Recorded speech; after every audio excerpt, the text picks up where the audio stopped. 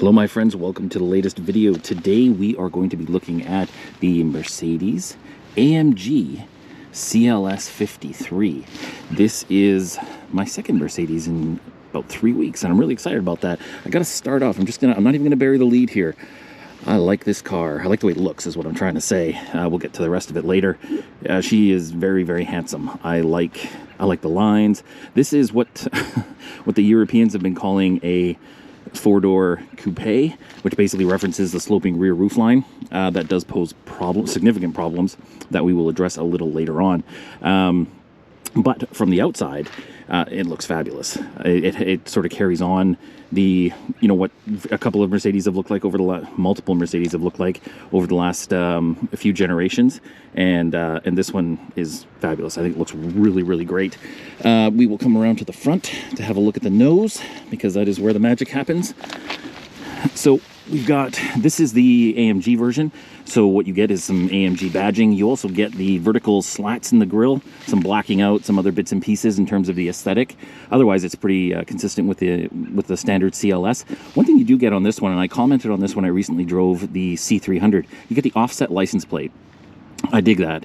I love that they keep doing that, because this is a good looking grille. It's a handsome face, if you will, and this way we get a good look at it. It's not blocked by a horrible looking license plate, especially North American license plates. They're big and they just get in the way. So the Europeans have always struggled with that. So that's nice to see. Another thing I wanted to point out was, and you saw this in, again, previous generations, but this is a pillarless door, or frameless door, call it what you will. Love that.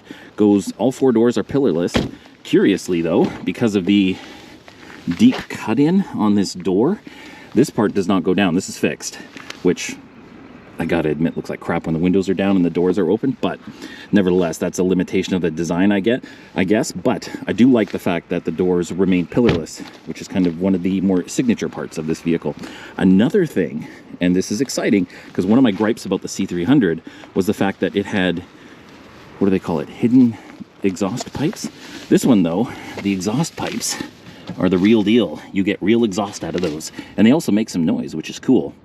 So I wanted to point that out. Thank you, Mercedes, for doing that, giving us real exhaust instead of that weird hidden thing that they're doing. And now let's head inside and have a look. All right, we have moved inside the car. So we get we'll start with the dash here. So we get a pretty typical, this is, I think, a slightly earlier version of the digital dash from Mercedes.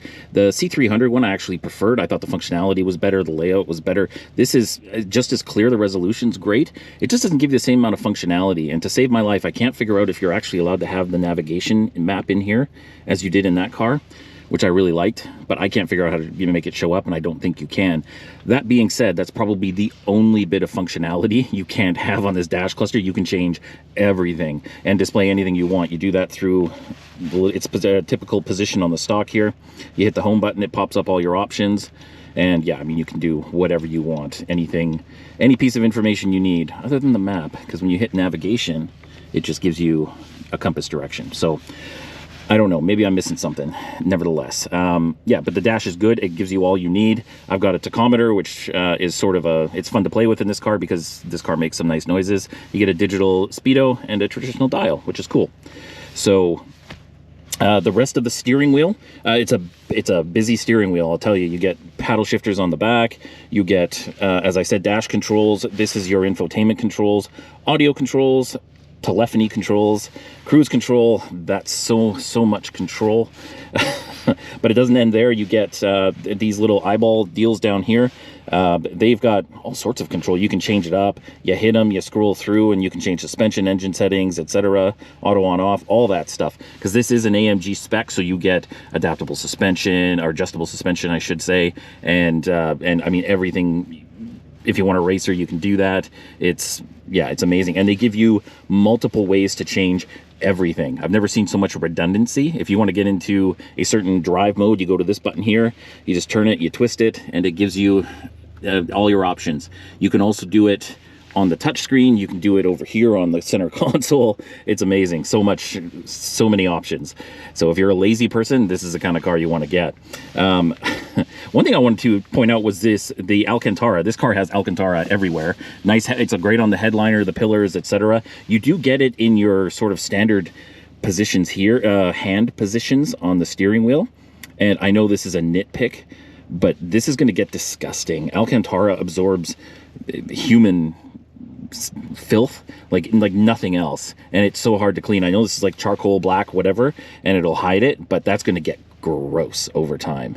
And moving on to the infotainment system, so we get a huge screen here, relatively narrow, but it is super wide. There's actually 2 screens built into it, I should say. You get your dash cluster, and then you get a traditional kind of infotainment screen. It's not the huge brand new MBUX screen. This is still the MBUX operating system, but you don't get the big sort of iPad thing in the middle. I assume that'll come in an update of this vehicle.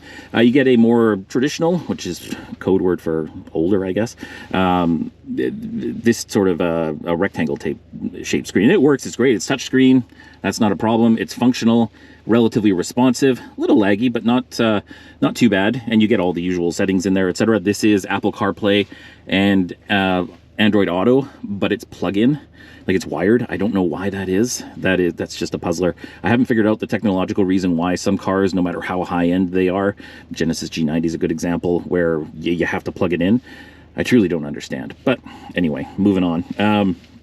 So that's your infotainment screen. This one comes with native navigation, of course, so you can have the screen there. It's nice, actually. It's relatively clear. The resolution's good, etc. You also get the camera system, so you can punch up whatever you want to see. The resolution on this camera system is absolutely fantastic. You can see everything, every crack in the road, every divot, etc. Anything you run into, it's there for you. So it's really cool. And yeah, no complaints about that. You get the carbon fiber-ish looking dash here. I wonder if it's real carbon fiber. I never know. You get a stack of vents here, which is really neat. And then right below that, just as God intended, you get manual HVAC controls, which is really cool. Mercedes, when you update this center console in this vehicle, please leave these there. Do not incorporate them into the screen. You know how much we hate that, and yet you guys keep doing it. So please don't do that. Leave them separate controls. These are little toggles as opposed to buttons. A little less usable than buttons, but I will take that over a touchscreen all day long. We've got a couple of other hazards, etc. Some quick reference buttons down here. You can go to your favorites menu. My son was explaining to me what the favorites menu was, but yeah, that's neither here nor there. Then we have the cup holder area. You get USB-C, pardon me. You get a 12 volt, should you need it, 2 cup holders, and way in there is your wireless charging. My primary complaint about this compartment is how tight it is. You get two cups of coffee in here, and you try and charge something. Heaven forbid you have your phone in there and you need to grab it. I mean, everything is just in the way, and I don't know how in the world you would clean this space. I know, I am my own. I have my own issues with things. What can I say? So that's a tough one. This is very, very tight, and I'll probably spill coffee all over that. Moving on, we come to oh boy. Well, let's leave that until the very end. So here you get a toggle switch to switch between the various driving modes. You can change the suspension, engine management, traction control, etc. That's audio controls. You can change your muffler signature, like how it sounds, etc.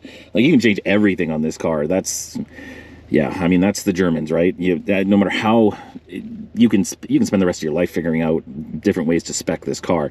And it's cool if that's your thing. I'm not overly invested in that, but to each their own. Clearly Mercedes customers like it because they keep doing it. The big, oh boy, well, the elephant in the room is this touchpad. I have no idea why this is here. I don't know if this feels like old technology from like 15 years ago. I think you can still get something like this in perhaps a couple of Lexuses or something like that. Maybe the LC 500, I can't remember. But I mean, this is horrible to use. So it's got the home button functionality, which is fine.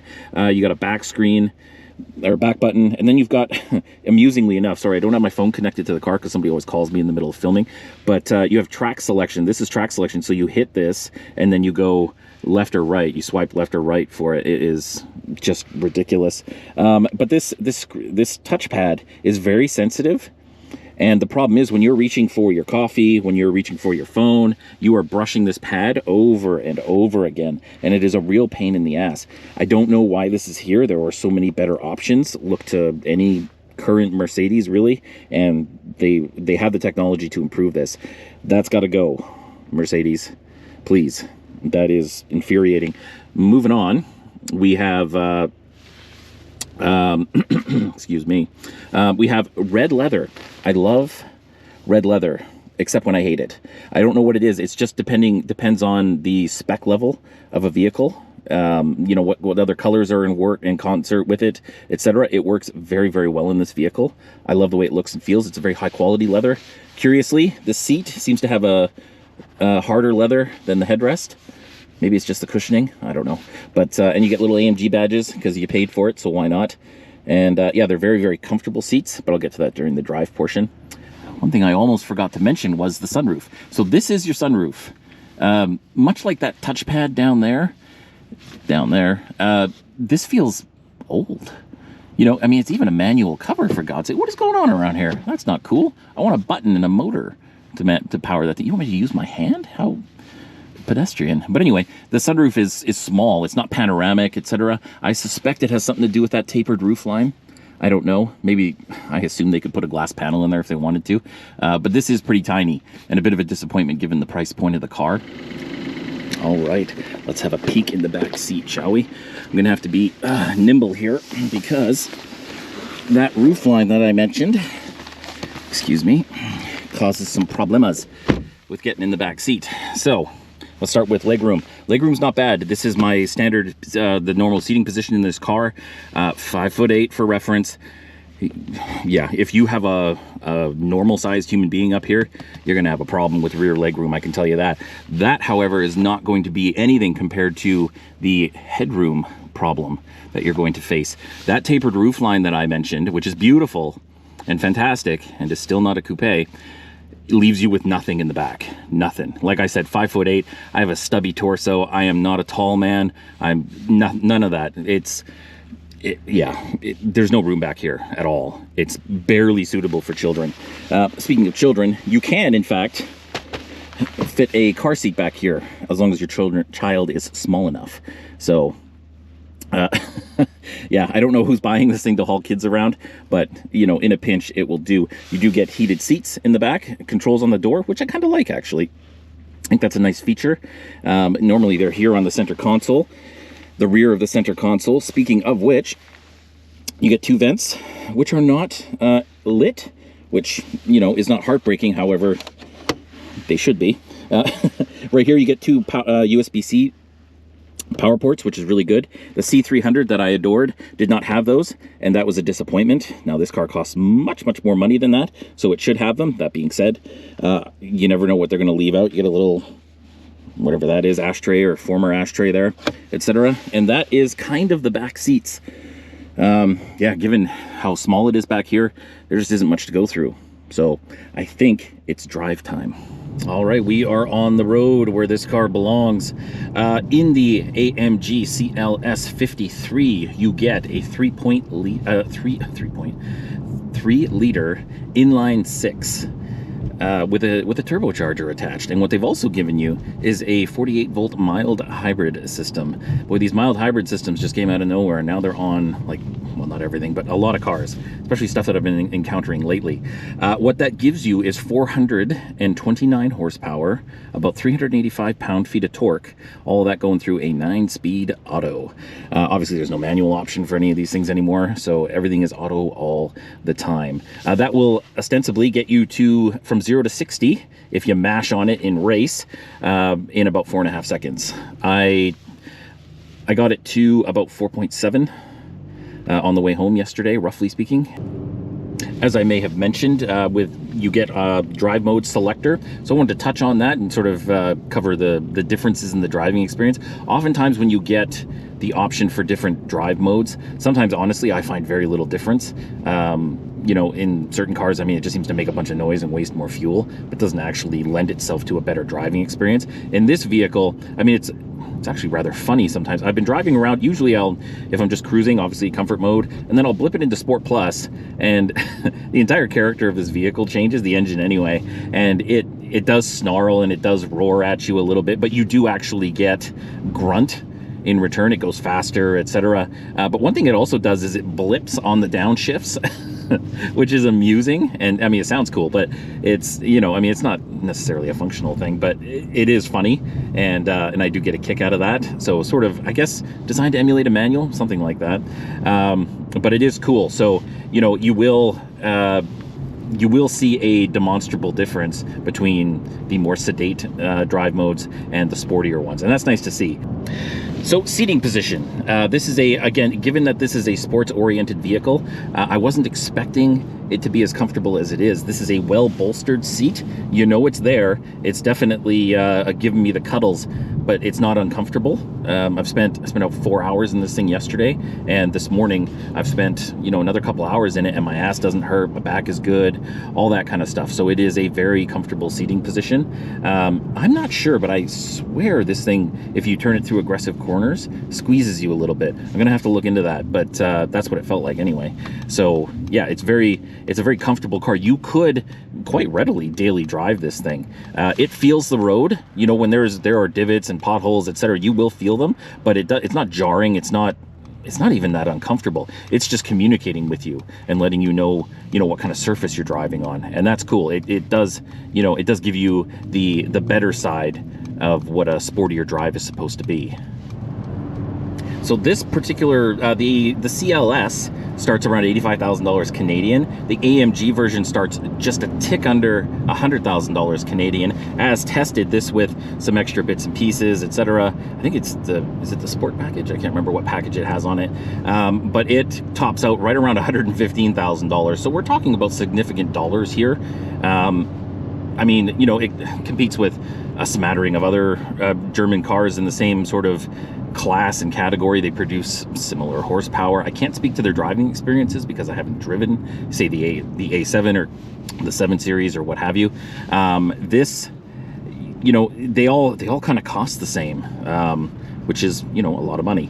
But you do get a really distinct driving experience in this vehicle, and you know, it delivers what it sets out to deliver, and that's cool. You know, it's not a disappointment if you want to go out and have a thrash, and if you are of the mood to simply drive, it'll do that for you as well and doesn't make you pay for it, and that's cool. So, you know, if this is the type of vehicle that you're looking to buy, give this a go and check out its nearest competitors, and then you get to decide from there. But this is definitely a competitor.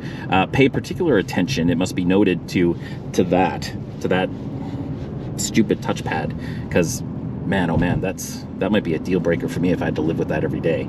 But that being said, otherwise, this is a great car, and yeah, I mean, it's very much a Swiss Army knife. So I love it. It's fabulous. Just has one or two little flaws, like me. Well, my friends, I guess that's going to do it for us today. I want to thank you guys for joining me on with the CLS, the AMG CLS 53. I hope you guys have enjoyed the video, found some value in it. Take a moment to subscribe, please. I appreciate that. I've seen an uptick in subscribers since I started asking for it, so I'll keep doing that, as irritating as I sometimes find that. We will see you all on the next one. Have yourself a very good day, evening. Be good to yourselves, and we'll see you in the next video. Cheers.